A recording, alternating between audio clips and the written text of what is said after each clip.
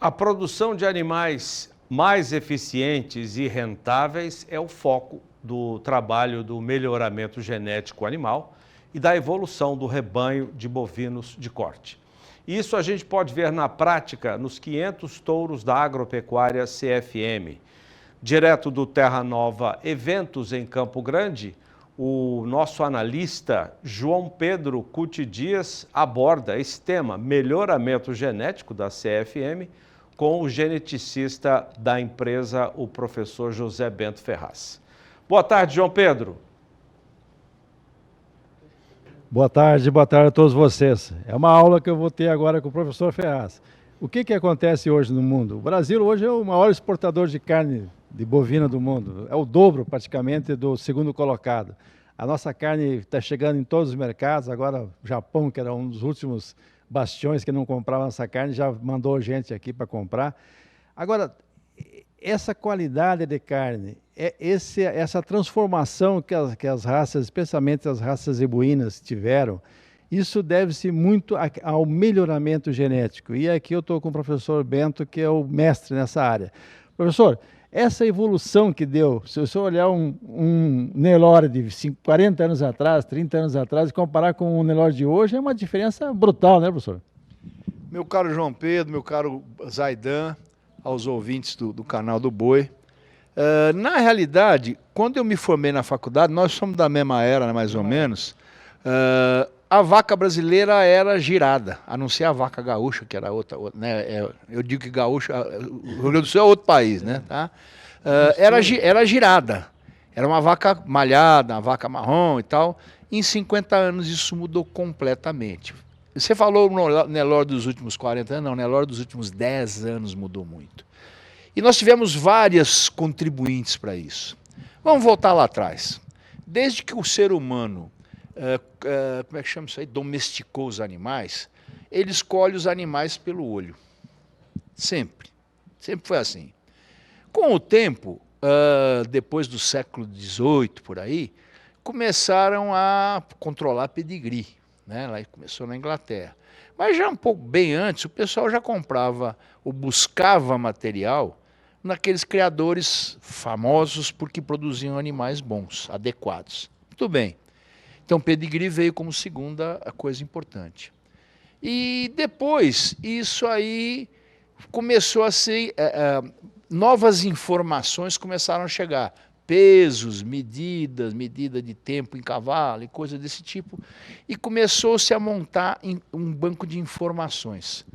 E esse negócio não saiu do lugar, não. Tá? Até que depois que Mendel descobriu a genética, lá no fim do século XIX, mas só foram praticar mesmo no começo do século XX, esse treco ficou patinando.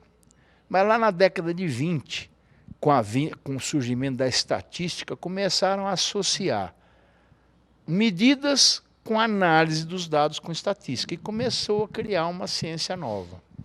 Muito bom. Em 1930 começaram as provas de teste de, como é que chama isso aí? Prova de campo, como é que é? Teste de desempenho a campo, como é que é? Não, desempenho a campo mesmo, né? Como é que chama? Prova de ganho de peso, isso, é dos anos 30, tá? Que pegava e colocava um grupo de animais numa mesma situação, quem fosse o melhor seria o melhor. Tá, é verdade? Não é mentira, mas não é totalmente verdade. Aí, fim dos anos 40, começaram a aparecer as análises genéticas, que associavam estatística, né, quem é que é o melhor desse grupo, com o pedigree. O que é o pedigree? Pedigree é quem é pai, quem é mãe, é o caminho dos genes. Eu brinco muito, né? Tem muito criminoso que tem pedigree, né? Os que tem desses condenados à morte, aí não sei o que, tem. Todo mundo tem pedigree, todo mundo tem um pai e uma mãe. Pedigree não serve para nada, se você não associar as informações de produção. Muito bem. A coisa evoluiu muito rapidamente, eu comecei a entrar nessa brincadeira mais de 40 anos atrás, com esse negócio de estimação de DEP e tal, e nos últimos 15 anos isso aí virou uma loucura, com a capacidade dos computadores, qualquer laptop, até um telefone celular, o celular que o Zé está segurando na mão é melhor que o meu computador de 15 anos atrás. Com certeza. E agora a análise usando o computador e até mesmo inteligência artificial, ficou muito rápido e muito importante isso. Bom, o que está acontecendo? O Brasil, você falou que é o maior exportador de carne. Verdade. Ele não é, não. Ele está. Né? Ele pode perder isso a qualquer momento por várias razões. Primeiro, nós temos um rebanho que ninguém sabe o tamanho, né? Aparentemente é 212. Tem tudo que é número, professor. Tem tudo quanto é número. Mas eu tive que escrever um paper outro dia e tive que fazer uns negócios. Eu conversei com o pessoal do, como é que chama, CPE e tal. Bom, 200, pouco mais de 200 milhões de cabeças. Isso dá 75 milhões de vacas. Isso dá mais ou menos 2 mil e poucos touros trabalhando. Se a gente repuser touro numa faixa de 18%, 20%, são 400 mil tourinhos de reposição por ano. Da onde vêm esses tourinhos? Somando todos os programas de avaliação genética do Brasil, a gente não coloca mais de 60 mil no mercado. Quer dizer... Falta muito, né, professor? Nós colocamos 15% do mercado de touro de reposição. E os outros 85%? Olhômetro. Olhômetro é o que se fazia há 10 mil anos atrás. Olhou. Vamos ser justos. A mudança gigantesca do Nelore que você falou que aconteceu nos últimos anos se deve à contribuição dos pecuaristas que no olhômetro fizeram um trabalho maravilhoso. Mas chegou num ponto que o olho não serve mais para detalhes. Nós estamos vendo um touro que vai ser colocado amanhã... Esse é um bom exemplo, né, professor? Esse touro não podia ter exemplo melhor para a gente. Esse touro vai ser colocado na quinta-feira como o melhor touro do leilão. Mas ele não é o melhor touro do leilão só.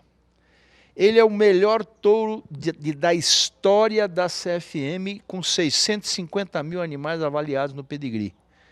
Sabe qual a probabilidade de nascer um touro desse? É 1 para 333 mil. Da onde que vem essa informação? Da ciência, da genética, da genômica, da estatística. Se fala muito, eu gosto de top 1%, minha fazenda só top 1%, ou minha fazenda só entra animal DECA 1. Ele é top 0,0003. Quer dizer, 3 décimo de milésimo. Ou seja, por isso que precisa de 330 mil para nascer um bicho desse. Para quê? Para um conjunto de informações que levam peso ao nascer, peso à desmama, ganho de peso pós-desmama, peso ao sobreano, perímetro escrotal, precocidade sexual, conformação frigorífica, precocidade de deposição de gordura e musculosidade. Quem mais que paga a conta?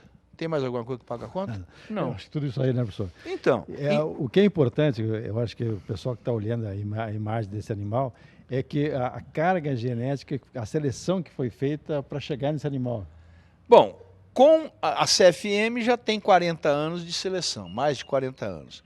Eu estou junto com eles há 30. Devo estar funcionando, porque eles estão segurando até hoje, deve estar funcionando. E o gado está melhorando. E o gado melhora, só para você ter uma ideia. Eu estou analisando para o leilão os animais. Dos 10 melhores animais da safra, 10 melhores animais da história CFM, 8 são da safra 2022. Quer dizer, o olho não é mais tão eficiente. Então é muito triste que a pecuária brasileira, 85% dos touros sejam escolhidos no olhômetro, no pedigree, nas coisas que se fazia há 10 mil anos atrás, né? Então, eu acho que a tecnologia, a ciência, tem que ser respeitada. A CFM é um dos líderes de mercado, já produziu mais de 48 mil touros. Por quê? Porque ela acredita na ciência. Bom, professor, eu acho que essa imagem fala tudo. E esse é um dos animais que vão entrar para o leilão amanhã. Esse é o animal número 1 do leilão. Número 1 do leilão. Mas logo em seguida tem o número 2, que é praticamente em cópia. Tá. E o que é importante, que o senhor vê, o que as raças europeias demoraram 200 anos para fazer, nós estamos fazendo em um curto espaço de tempo, né, professor? Porque a gente focou. E nós temos uma causa importante, a melhoria da pecuária brasileira, chama-se China. A China chegou aqui há 5 anos atrás e falou, eu só compro animal até 3 anos de idade. O que aconteceu com a média de idade de abate do Brasil? Rapidamente. Por quê? O sujeito percebeu que se ele usar um touro desse tipo, ele vai ter um dinheirinho a mais. Bom, essa questão você falou, nós temos AC e DC, antes da China e depois da China. Perfeitamente, você foi excelente, eu nunca tinha usado esse termo. AC e DC, tá certo. Porque o brasileiro, a pecuária brasileira, quando quando ela recebe uma remuneração, ela responde a isso. Eu acho que essa é uma questão importantíssima para analisar. O senhor falou, de uma hora para outra, milhões de cabeças foram produzidas para atender isso. A China está comprando 1.200.000, 1.300.000 toneladas de equivalente de carcaça a ano do Brasil. E no Brasil conseguiu fazer esse avanço. E isso, se eu olhar hoje, a idade média de abate vem caindo ano após ano. Né? Agora, tem um assunto importante, não adianta colocar genética quando não tem comida. Então, você que é agrônomo sabe muito bem disso, a gente precisa trabalhar melhor a parte de produção de alimentos.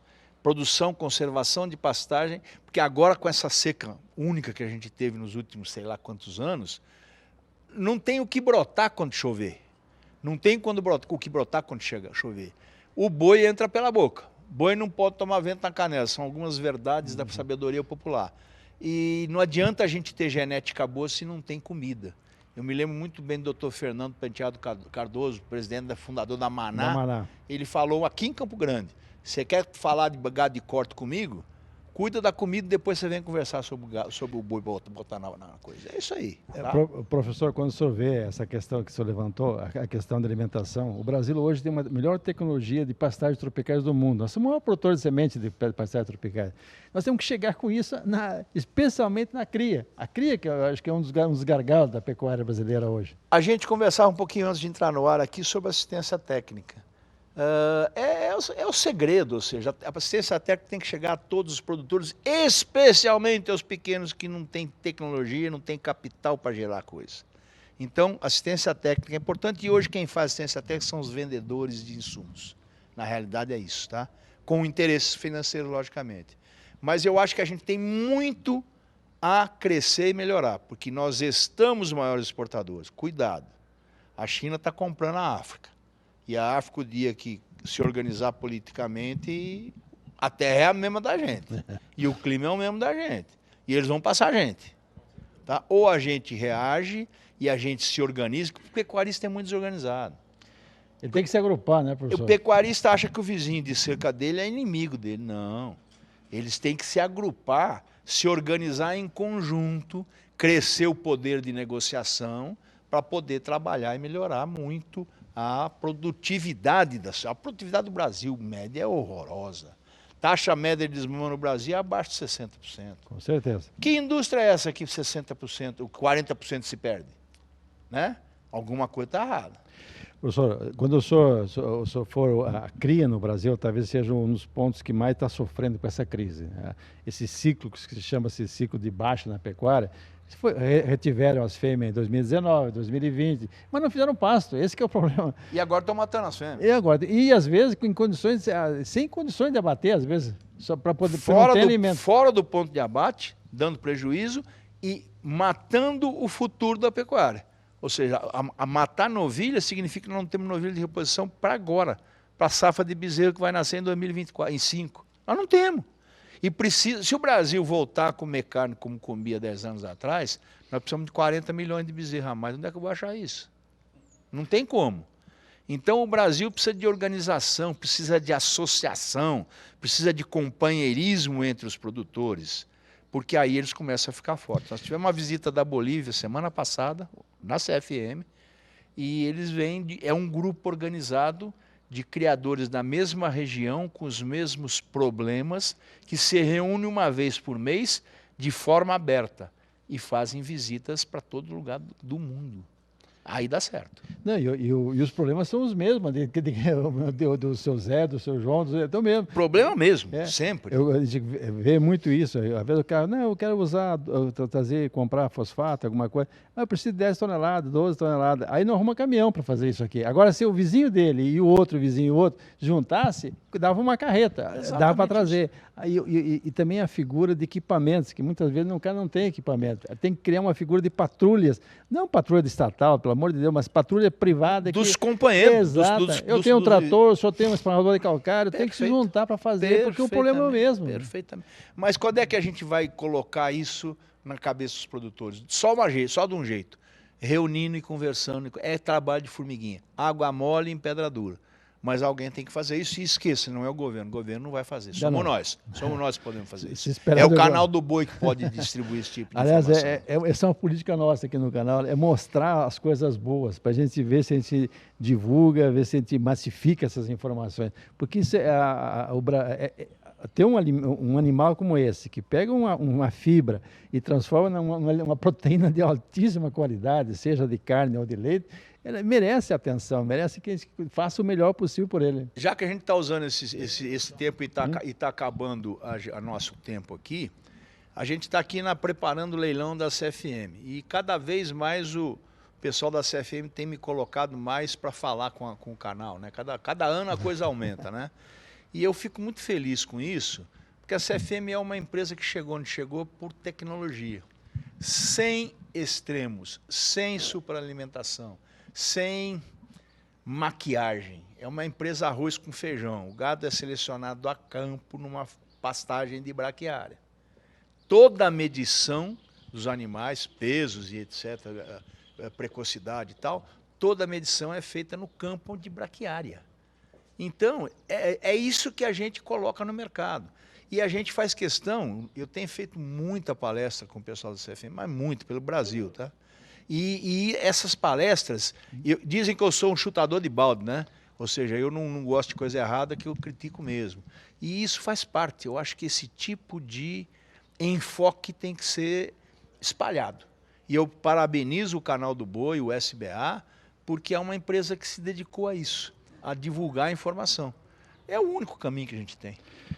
É isso aí, professor. Eu esperamos que esse senhor e essa senhora que está nos assistindo analisem bem o que o senhor falou, porque o futuro da pecuária passa por isso, passa por tecnologia. Esse avanço que foi, nós temos que massificar isso, tem que amplificar, usar todo esse conhecimento que foi gerado para atingir a maior parte dos pecuaristas brasileiros. Para fechar, professor, qual é a última mensagem para eles aí? Eu me coloco à disposição, não só nesses dias de leilão aqui da CFM, aqui no Recanto, do recinto, desculpe que Recanto, recinto Terra Nova, mas me coloco à disposição de quem precisar conversar, quem precisar de palestra, quem precisar reunir de noite um grupo de produtores, não sei aonde, para conversar. Eu acho que isso eu me coloco à disposição. Eu estou ficando velho, né, cansando de universidade, mas não canso de divulgar conhecimento, não.